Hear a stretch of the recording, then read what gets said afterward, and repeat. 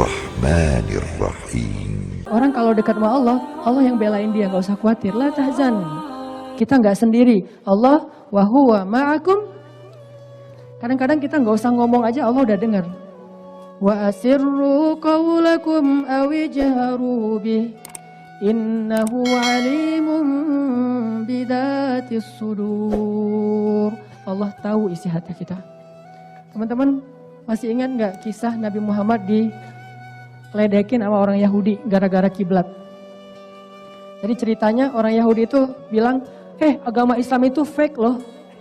Agama fake, nggak original. Soalnya syariatnya ikut-ikutan orang Yahudi. Apa buktinya? Orang Yahudi sholat ke Palestina, orang Islam juga ke Palestina. Nggak keren lah. Nggak ada inisiatif ikut-ikutan orang Yahudi, kata orang Yahudi teh. Akhirnya Nabi Muhammad merasa sedih. Duh, ya, kok gitu-gitu amatnya mereka ngeledekin kita. Tapi gimana caranya biar Allah pindahin kiblat dari Palestina ke Mekah? Mau minta ke Allah, gak enak hati tuh. Kayak Nabi Ayub mau minta sembuh, gak enak sama Allah. Gitu juga Nabi Muhammad pengen minta dipindahin kiblat, gak enak. Akhirnya ngapain? Nabi Muhammad setiap hari ngelihat ke langit. Membatin dalam hatinya, ya Allah bisa gak ya kiblat dipindah ke Mekah, ke Ka'bah? Bisa gak ya? Setiap hari ngelihat ke langit. Ternyata tiba-tiba turun ayat. Qad nara taqalluba wajhika fis sama. Kami udah ngelihat gimana kamu selalu melihat ke arah langit. Falanuwalliyannaka qiblatan tardaha. Kami pindah sekarang kiblatnya. Rasul surprise banget. Kok Allah tahu ya? Alimun bidatis sudur. Lewat cewek. Nih kayaknya calon istri soleha banget nih kayak gini nih. Allah tahu kan isi hati kita. Kadang-kadang kalau kita dekat sama Allah, tiba-tiba dia balik lagi. Tadi udah lewat, balik lagi. Apa? Enggak, saya enggak ngomong apa-apa. Kayak tadi dengar sesuatu deh. Wah, Allah yang memberikan ilham. Bisa banget kayak gitu tuh. Ada juga tadi yang di Dumai, ibu-ibu ngelihat booster saya di YouTube. Udah gitu dia membatin, dia bilang pengen banget dengerin ceramah Ustadz ini langsung. Tapi membatin doang, enggak berdoa, enggak ngomong. Selang sekitar sebulan kemudian dapat berita, alhamdulillah saya diundang ke Dumai. Dia surprise banget, Masya Allah saya belum berdoa, belum ngomong, baru membatin, Allah sudah kabulkan. Gimana kalau ngomong? Ukhti, Assalamualaikum. Belum halal jadi jawab salamnya pakai isyarat aja. Oh ya gak apa-apa. Kapan atuh saya bisa mendengar kamu menjawab salam saya? Gak ngerti ya? Terlalu sopan bahasanya. Artinya kita kalau misalnya pengen disupport, didukung, disponsorin, apalagi kalau bahasa ininya jadi brand ambasadornya Allah, diberikan semua fasilitas oleh Allah, gampang deketin Allah Subhanahu wa taala. Dan mendekat ke Allah itu nggak usah khawatir tadi, nggak akan jauh dari kesenangan-kesenangan kita selama kesenangan itu nggak melanggar syariat. Toh Nabi juga seru kok hidupnya, apalagi habis nikah. Pacaran setelah nikah, wah, saya kalau udah ngomong kayak gini susah nih. Udah nikah, biasanya kalau dari ada rasa tuh ya, tiba-tiba si cowoknya mendadak romantis. Mah, dulu papa mama itu tukang las ya? Kok tahu? Standar ya. Kok tahu Pak? Ya, papa soalnya baru baca di Google. Ntar Pak, Mah lupa tadi apa sih setelah itu. Baca lagi di Google. Tiba-tiba romantis. Nabi itu romantis banget sama Aisyah. Nabi kalau misalnya ketemu Aisyah, Nabi suka manggil dengan panggilan-panggilan yang kesayangan. Aish. Salah satunya selain Humairah, Aish. Aish itu kalau bahasa orang Sunda, Eis. Eis itu Aish. Aish itu sama. Cuman kalau orang Indonesia nggak bisa bilang Ain, jadilah Sama kayak dulu teman saya ada yang dari Sunda ya, kuliah di Mesir, namanya Cecep. Cecep dalam bahasa Sunda artinya kasep. Orangnya keren, ganteng. Itu bahasa Sunda. Datang ke Mesir, Ismake, nama kamu siapa? Kata si ablahnya, siapa apa? Kata orang ininya, adminnya. Nama saya Ismi Cecep, kata dia. Orang Mesir kan nggak bisa bilang C ya, bahasa Arab kan nggak ada C. Zaibaro, gimana cara baca Cecep? Ya udahlah, ship aja deh. Cecep diterjemahin ship. Ship itu dalam bahasa orang Mesir artinya sendal jepit. Wah, nama kamu. Jadi Nabi itu kalau ketemu Aisyah, Aish, ya Humairah. Jadi dipanggil dengan panggilan kesayangan. Terus kalau lagi di rumah Nabi itu suka bercanda sama Aisyah, lagi jalan bercanda, lagi bahkan pulang dari jihad. Bayangin jihad itu kan kayak serius banget. Tapi Nabi di antara sela-sela serius itu ada adegan-adegan seru juga. Pulang sama Aisyah berdua. Nabi bilang ke sahabat, kalian jalan duluan ya, biarkan saya aja sama Aisyah berdua. Oh siap Rasul, sahabat udah ngerti. Bukan, ngapain Rasul kok tinggal berdua? Enggak kepo gitu. Langsung mereka duluan, tinggallah Nabi sama Aisyah. Aisyah, kita lomba lari yuk. Yuk kata Aisyah. Jadi seru gitu, lomba lari. Aisyah menang, karena Aisyah masih kurus. Kenapa masih kurus? Suka kayak zumba gitu di rumah Aisyah. Zumbanya Aisyah ngapain? Ngurus rumah, ngepel, nyapu. Itu zumbanya sahabiat. Jadi seru gitu kehidupannya, nggak seserius yang kita bayangin. Dan Nabi itu kan orangnya romantis banget ya. Aisyah yang marah bisa dibikin tersenyum. Nah kita istri lagi marah jadi, istri lagi senyum lagi jadi marah, kebalik. Nabi istri lagi marah bisa tersenyum. Nah kita orang lagi senyum tiba-tiba marah. Lagi seru-seru ngomong di grup tiba-tiba ada yang live. Kan kita banget tuh. Kalau dulu Nabi orang nggak di grup pengen masukin gua ke grup dong. Ada Rasul soalnya di dalamnya. Seru orangnya tuh. Dan orangnya sangat rafah, nggak enakan. Nggak pengen nyusahin orang lain. Makanya pas Aisyah lagi ngambek ngomong-ngomong tapi ya. Ngambek saya kalau gini-gini terus mending saya pulang aja ke rumah Abu Bakar, kata Aisyah. Kata Nabi, saya anterin ya. Malah coba saya anterin. Ya deh gitu. Malam-malam kan sendiri nggak baik, akhirnya dianterin sama Nabi. Begitu keluar rumah, naik ke atas motor, motornya kan motor gede gitu tinggi kan. Onta tadi kan. Cara Nabi naikin Aisyah ke atas motor gede. Nih yang pakai motor ya. Nanti praktek nanti tapi. Sekarang maaf ya belum bisa statusnya. Nabi tuh kalau pengen ngenaikin Aisyah atau Sofia atau istrinya ke atas motor. Nabi tuh jongkok gini. Jadi Aisyah sama Sofia naik ke atas lutut Nabi. Terus Nabi berdiri diangkat naik ke atas onta. Nabi jalan. Atau boncengan berdua. Pas hujan buka baju, Nabi gak pakai baju. Cowok banget kan. Gak usah bawa jas hujan. Ini tips romantis. Jangan bawa jas hujan. Jadi begitu hujan buka baju. Mama pakai ini. Jangan. Mama gak boleh kena hujan. Mama pokoknya harus aman. Papa gimana? Tenang. Papa berkorban untuk mama. Datang-datang sampai ke rumah cari tolak angin. Nabi bawa Aisyah, yuk ke rumah Abu Bakar, bawa. Aisyah tuh nggak tahu Abu Bakar adalah muridnya Nabi, jadi dibawa ke murid suaminya. Datang ke rumah Abu Bakar, sampai di rumah Abu Bakar menyambut Rasulullah. Ya Rasulullah ada apa? Kenapa nggak manggil aja kalau Nabi miss call? Saya pasti udah datang tuh. Nggak usah Nabi kesini, udah miss call aja, pasti saya datang. Ada apa ya Rasul? Kata Rasulullah, enggak ini Aisyah pengen ketemu sama ayahnya, udah kangen gitu. Oh ya udah duduk. Udah duduk. Nabi ngomong, tapi minta izin dulu ke Aisyah. Coba lihat etika Rasulullah kepada istri. Aisyah, aku ngomong dulu boleh? Coba Nabi minta izin. Padahal Nabi itu orang yang dimuliakan Allah. Boleh nggak aku ngomong duluan? Kata Rasul. Kata Aisyah, boleh. Tapi jangan ngomong kecuali yang benar ya. Coba.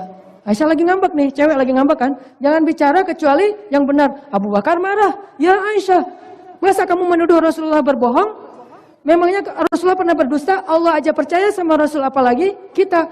Dipukul Aisyah di pundaknya, pukulan yang tidak menyakiti atau melukai. Ditahan sama Rasul. Ya Abu Bakar jangan gitu. Saya tidak membawa istri saya ke sini untuk kamu sakiti. Ya Abu Bakar, takutlah kamu pada Allah. Wah diceramahin Abu Bakar. Ya Rasulullah.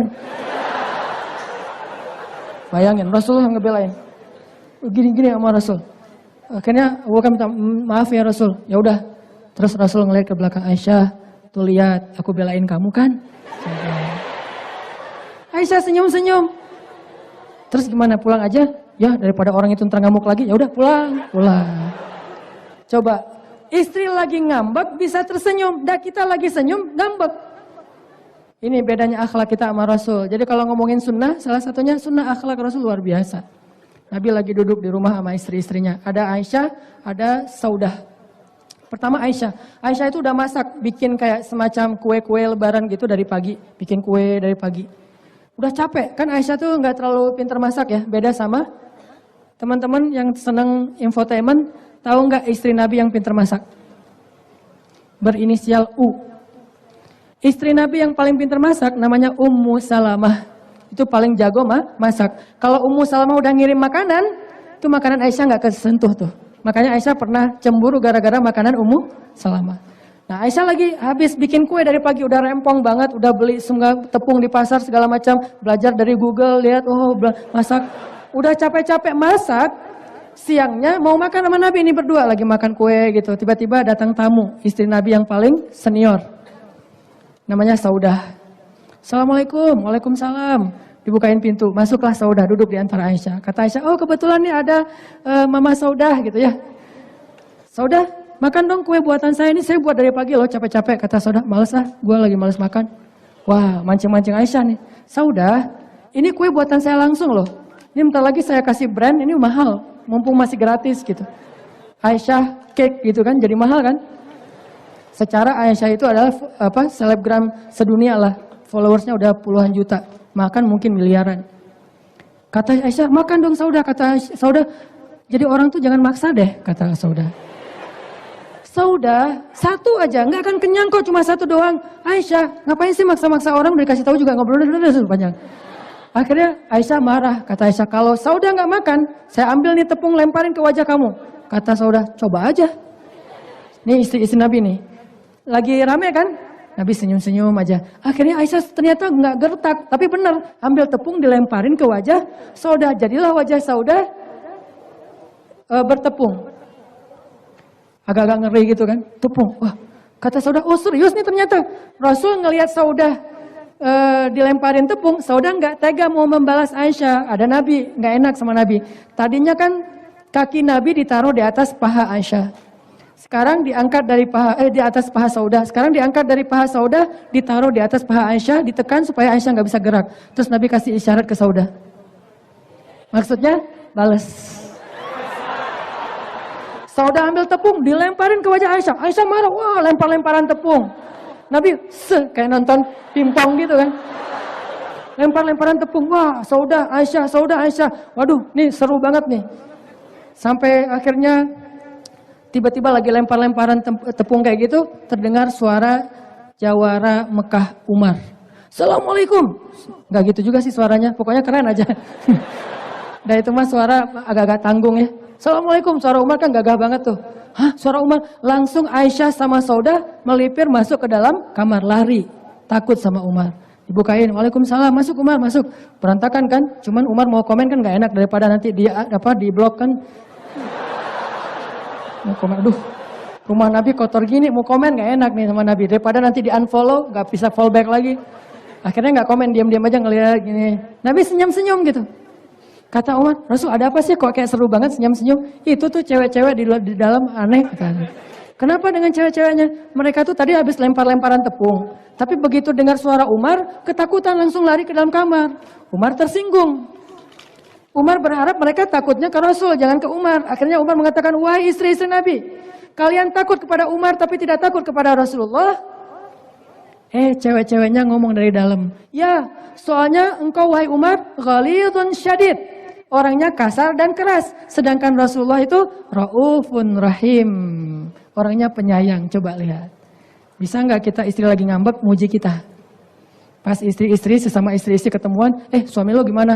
Wah suami gua nggak ada cowok kayak gitu di dunia. Ini maksudnya positif atau negatif? Ya negatif lah. Nih gimana nih caranya nih istri-istri muji kita? Kalau yang udah punya, kalau yang belum dipuji sama teman juga jarang ya, apalagi sama cewek. Itu teman-teman dibela sama Allah, dibela sama Rasul. Dan gak usah khawatir, kehidupan orang yang soleh itu ternyata kadang-kadang saya suka ketawa baca cerita-cerita mereka itu, sirah Rasul, sirah sahabat, lucu-lucu juga ceritanya. Makanya ada istilah insaniyatus sahabah, sisi-sisi kemanusiaannya para sahabat. Tetap ada hal-hal yang seru dalam kehidupan mereka. Jadi yuk kita belajar lebih dekat ke Allah, dekat ke masjid. Tapi tetap kita senang ngafe, senang nongkrong, ngopi. Selama kita bayar ngopinya ya. Ngopi mungkin, main, touring bareng teman-teman, jalan. Pas waktunya azan ke masjid. Karena saya ngelihat di Bandung, ini saya jadi saksi sendiri ya. Orang kalau udah hijrah, tatoan, tapi sholatnya bisa lebih khusyuk daripada imam. Makanya saya sering cerita, kita pernah ngadain sholat malam asyarah awakhir min Ramadan, 10 terakhir Ramadan. Satu malam 1 juz setengah. Datang nih teman-teman pada rame, anak-anak muda, tatoan, rambutnya ada yang sampai gimbal segala macam datang. Pokoknya segala genre lah. Ada genre musik yang pop, ada yang dangdut, ada yang reggae, datang semua. Sholat malam. Yang paling depan itu justru yang baru-baru hijrah, kayak tatoan gitu, kayak sholatnya tuh kayaknya luar biasa. Begitu saya baru takbir, udah nangis, coba, luar biasa. Saya baru takbir, udah nangis. Saya mikir, duh, makmum aja nangis, imam belum nangis. Akhirnya lama-lama, saya nangis gara-gara mereka nangis. Nggak enak sama mereka, duh, masa imam kalah sama makmum ya, nangislah, nangis. Nangis, udah selesai sholat nanya, kalian kenapa sih kok tadi kayaknya nangisnya luar biasa, semangat banget nangisnya, berlomba-lomba paduan suara. Saya kira terlalu khusyuk sholatnya, padahal ternyata apa? Ustadz, sholatnya kelamaan. Wah, tahu gitu teh. Ini artinya tetap ada serunya. Terus tadi saya sempat cerita juga di Dumai, ada 2 teman saya baru hijrah. Yang satu anak metal, yang satu lagi pembalap, drifter. Dia suka ngedrift gitu di tengah kota Bandung. Dua-duanya baru hijrah, pengen sholat isya. Udah selesai jamaahnya, jadi bikin jamaah baru berdua. Bingung siapa yang jadi imam. Nih imam siapa nih? Lu aja yang metal, suara lu kan lebih lantang. Jadi suaranya lagu-lagu lantang. Enggak dah, gue kalau nyanyi mungkin bisa lantang, tapi kalau ngaji agak-agak fales gitu kata dia. Lu aja, lu kan udah biasa dengan hal yang memancing adrenalin, ngedrift segala macam. Enggak, gue segan sama Allah gitu. Akhirnya karena nggak ada yang mau jadi imam, mereka menentukan imamnya caranya gimana? Ini lucunya nih, sweet. Siapa yang kalah jadi imam. Jadi tetap ada hal-hal yang lucu, yang seru, yang asik tanpa harus menjauh dari Allah. Dan Allah itu maha indah dan mencintai keindahan. Allah itu maha baik, mencintai kebaikan. Allah itu maha penyayang, mencintai kasih sayang. Dan Allah juga kadang-kadang Nabi aja ngegodain umatnya ya, kadang-kadang ya, ngegodain gimana.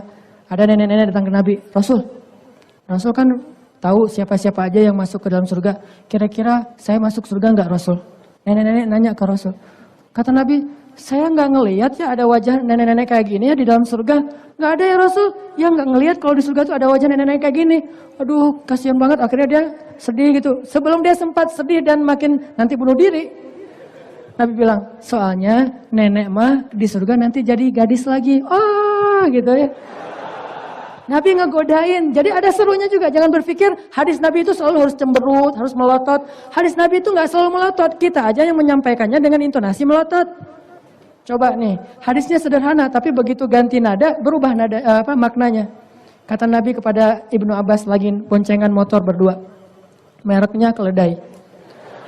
Lagi boncengan motor berdua sama Ibnu Abbas. Kata Nabi ke Ibnu Abbas, ya gulam, ihfazillah yahfazka. Ihfazillah tajidhu tujahak. Nabi ngomongnya pelan. Begitu sampai di kita sebagai penceramah, ya gulam, ihfazillah yahfazka. Berubah kan nadanya kan ya. Ternyata kita juga belajar gimana intonasi hadis Nabi, hadis musalsal, yang Nabi ketika membaca hadis itu nangis, Nabi membaca hadis itu tersenyum. Nabi itu habis berdoa kadang-kadang tersenyum sambil ngelihat ke langit. Ngapain? Bercanda sama Allah. Terutama doa safar, doa meminta ampun, zalamtu nafsi faghfirli fama yaghfirudz dzunuba illa anta, dan seterusnya. Terus Nabi tersenyum. Ali nanya, ya Rasulullah, kenapa engkau tersenyum? Kata Nabi, saya tersenyum karena Allah tersenyum. Allah juga tersenyum sama hambanya. Begitu hambanya minta ampun, ya Allah ampuni saya. Tuh lihat tuh hamba saya ampunin deh. Besok dosa lagi. Kata malaikat, Allah gimana tuh yang tadi minta ampun tapi udah bikin dosa? Ntar tunggu dulu, mudah-mudahan dia nanti malam bertaubat. Allah membuka pintu taubatnya di malam hari untuk orang yang berbuat dosa di siang hari. Allah buka pintu taubatnya di siang hari untuk orang yang berbuat dosa di malam hari. Ntar. Saking serunya Allah, asiknya Allah, Allah tuh gak gengsian kayak kita. Gua malas datang biar dia aja datang ke gua. Enggak, Allah yang datangin kita. Sepertiga malam, setiap malam Allah datang kepada kita. Ya ibadi, hal min taib, hal min dzihajah, hal min mustaghfir. Allah yang datang kepada kita. Emang Allah gengsian? Enggak sama sekali. Kalau kita kan gengsian orangnya, ditolak sekali enggak akan datang lagi. Kalau Allah ditolak berkali-kali, Allah datang, hal min taib, masih tidur. Hal min mustaghfir, ada yang mau minta ampun, saya ampuni nih dosanya, masih tidur. Kita berkali-kali cuekin Allah, Allah datang lagi. Kurang baik apa Allah sama kita coba? Ada nggak manusia kayak gitu sama kita? Dia datang, kita datang dicuekin, kita datang dicuekin, terus kita mau datang lagi enggak? Atau sebaliknya, dia datang, kita mungkin pas lagi ada masalah, terus jadi kurang ngerespon, dia putus asa gitu. Dia ngambek. Allah enggak kayak gitu. Sampai kita udah bikin dosa banyak, Allah masih manggil kita, Qul ya ibadiyalladzina asrafu ala anfusihim. Allah masih manggil kita, ya ibadi, wahai hambaku. Ya ibadi itu panggilan lembut dari Allah kepada makhluk. Kayak Allah manggil, Subhanalladzi asra bi'abdihi. Bukan bi Muhammadin, tapi bi'abdihi, hamba. Zikru rahmati rabbika abadahu Zakaria. Hamba dipanggil sama Allah. Padahal kita banyak dosa nih. Dosa zina iya, minum iya, dikit-dikit kita ngelem, nyekek botol. Dalam keadaan nyekek botol nih, dalam keadaan nggak jelas ngomongnya, aku lihat di sini banyak bidadari segala macam ya. Allah manggil, Qul ya ibadiyalladzina asrafu ala anfusihim. Allah bahasanya lembut. Wahai hamba-hambaku, bukan yang berdosa, bukan yang hina, bukan yang bermaksiat, yang banyak melampaui batas. Coba lihat bahasa lembutnya Allah. Allah tuh kalau ngomong sama kita tuh kayak orang nggak enakan gitu, jangan sampai tersinggung. Nah kita kalau ngomong sama Allah, nggak mikirin perasaan Allah. Allah maunya apa sih? Gitu. Kalau Allah, hambaku yang melampaui batas, dipilih kata-katanya tuh. Bayangin ya, baiknya Allah. Kalau Allah perintahkan kita satu perintah di dalam Al-Quran, Allah tuh kayak seolah-olah nggak enak ngasih perintah itu. Tapi harus dikasih supaya kita dapat kebaikan. Contoh. Ya ayyuhalladzina amanu, kutiba alaikumusiyam. Allah wajibkan puasa. Wahai hamba-hambaku yang beriman, wahai orang-orang yang beriman, diwajibkan bagi kalian puasa. Udah selesai segitu? Enggak. Seolah-olah Allah enggak enak ngomongin wajib bagi kita berpuasa, sehingga Allah katakan, Kama kutiba alal ladzina min qablikum. Sebagaimana yang telah diwajibkan kepada orang sebelum kalian. Ngerti enggak nih filosofinya nih? Makanya salah satu buku tafsir Al-Quran, bukan tafsir sih, renungan Al-Quran, yang saya suka banget itu Fi Dhilal Al-Quran, dengan perasaan. Mengambil sisi-sisi perasaannya Al-Quran. Allah itu ketika bilang, sebagaimana telah diwajibkan kepada orang sebelum kalian, itu kayak kita ngomong ke teman kita, ada yang tolong angkat meja ya? Maaf, kamu yang angkat meja ya, soalnya teman-teman yang lain lagi beres-beres di belakang. Ngomongnya kayak gitu, biar dia nggak merasa dia doang yang disuruh, tapi yang lain juga disuruh. Coba, bahasa Allah. Kamu ngangkatin ini ya speaker sama sofa, soalnya teman-teman yang lain lagi beres-beresin parkir. Coba kalau dibilang, kamu angkatin tuh speaker. Agak kurang pas ya. Makanya Allah menggunakan bahasa, diwajibkan bagi kalian berpuasa. Tapi tenang, bukan kalian doang. Umat sebelum kalian juga gitu, coba. Selesai segitu? Enggak. La'allakum tattaqun. Allah seolah-olah bilang, ini bukan untuk saya ya, untuk kalian juga. Supaya kalian bisa menjadi orang yang lebih baik. Udah selesai kayak gitu? Belum. Ayyamam ma'dudat. Seolah-olah Allah bilang, udah tenang aja, nggak banyak kok, cuma beberapa hari. Kenapa Allah nggak mengatakan syahran wahidan, 1 bulan? Kenapa bilang ayyam? Karena Allah pengen meringankan kita. Nggak lama kok, cuma beberapa hari. Ayyaman ma'dudat. Cuma beberapa hari doang kok, nggak lama. Lagian kan kita puasanya bukan sebulan kan? Sehari, cuman beberapa hari. Coba kalau puasa sebulan ada yang sanggup, sahurnya tanggal 1, buka puasanya tanggal 29. Enggak, Allah mah ngomongnya ayyaman ma'dudat. Cara Allah ngebujuk kita gitu.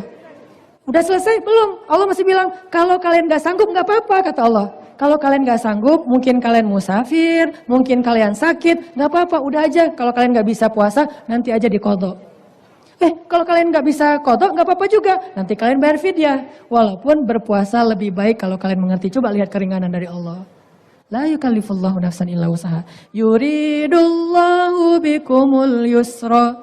Wa la yuridu bikumul usra. Itulah Islam. Din yusrun. Agama yang sudah Allah permudah buat kita. Mudah-mudahan kita makin husnuzon sama Allah. Mudah-mudahan kita semakin yakin kepada Allah. Gak ada orang yang datang kepada Allah pulang dalam keadaan kecewa, itu gak ada. Gak ada orang yang mengangkat tangan kepada Allah kemudian menurunkan tangannya dalam keadaan putus asa, gak ada. Jadi teman-teman yuk kita belajar taat sama Allah, dekat sama Allah, tapi Gak usah khawatir, kita nggak akan kehilangan hal-hal yang kita senangi selama itu tidak melanggar syariat. Ternyata syariat kita itu luas sehingga banyak hal yang kita bisa lakukan dan seru tapi tidak melanggar.